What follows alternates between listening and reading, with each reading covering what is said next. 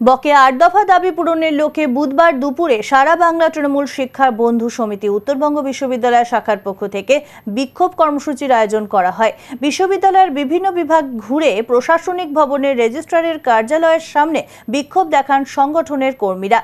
মূলত দীর্ঘদিন ধরে বেতন বৃদ্ধি না হওয়া, পদোন্নতি কিংবা মহার্ঘ ভাতা প্রদান না করা সহ চাকরিরত অবস্থায় মৃত কর্মীদের পোষ্যদের চাকরি প্রদানের দাবি জানানো হয়।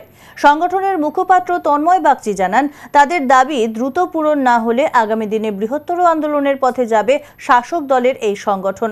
বকেয়া দাবি রয়েছে, সেটা হচ্ছে আমাদের মৃত যারা অস্থায়ী কর্মী রয়েছেন তাদের মৃত পোষ্যদের চাকরির দাবি রয়েছে, গ্রুপ বি থেকে গ্রুপ সিতে প্রমোশনের দাবি রয়েছে এবং রয়েছে পিএইচডি যারা শিক্ষক রয়েছেন তাদের যাতে পিএইচডি সুপারভিশনের সুযোগ দেওয়া হয়।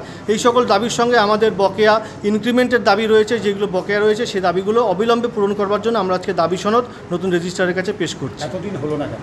তার কারণ বিশ্ববিদ্যালয় দীর্ঘদিন ধরে উপাচার্য নেই এবং রেজিস্ট্রারও চেয়ার যিনি ছিলেন তিনি পদত্যাগ করার কারণে আমাদের দাবিগুলো বিভিন্ন কারণে বিলম্বিত হচ্ছে।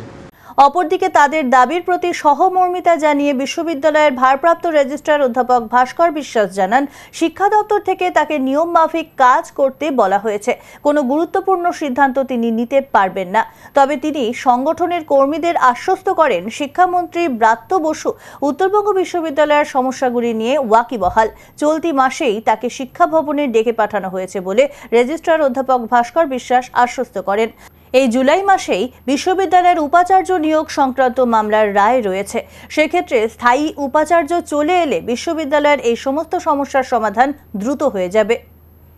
সামাজিক যে পরিবর্তন হচ্ছে এবং অর্থনৈতিক পরিবর্তনের দিক দিয়ে আমরা যদি বিচার করি, তাদের কিছু দাবি তো ন্যায্য, কিন্তু আমার যা ক্যাপাসিটি, আমার যা এখন যা অথরিটি, সেটা খুব লিমিটেড।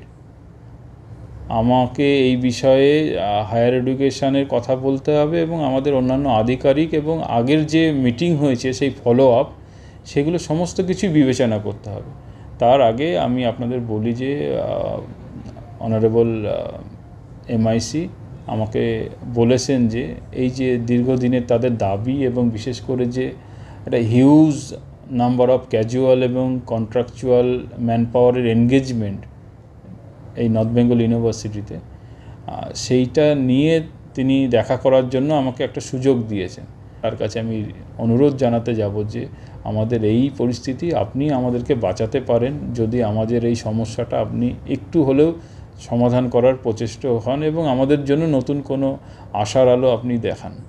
এবং ইন দ্য মিন টাইম আপনারা জানেন যে 17ই জুলাই আমাদের হাইকোর্টে ভাইস চ্যান্সেলর অ্যাপিয়ারেন্সের জায়গাগুলো পরিষ্কার হওয়ার কথা।